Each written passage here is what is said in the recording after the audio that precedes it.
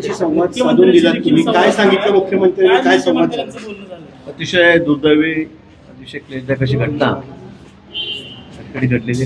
वैष्णवी कसपटे, तिला ज्या पद्धतीने हुंड्यासाठीचा छळ करण्यात आला, तिला बेदम मारहाण करण्यात आली.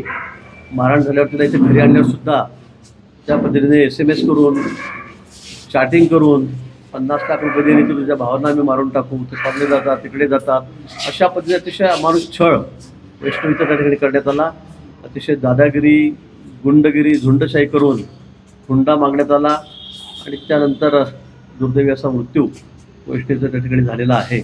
अतिशय दुर्दैवी घटना आहे. मला वाटतं पुरोगामी महाराष्ट्रामध्ये आता आपण पुण्यश्लोक अहिल्यादेवीची 300वी जयंती साजरी करतो आहोत 30 तारखेला, आणि अशा पुरोगामी महाराष्ट्रामध्ये आज अशा घटना घडत आहेत. इतका अमानुष छळ, 22 वर्षाची आमची वैष्णवी, आमची कन्या, हिचा त्या ठिकाणी होतोय. मला वाटतं यापेक्षा दुर्दैवी घटना असूच शकत नाही. म्हणून या संदर्भामध्ये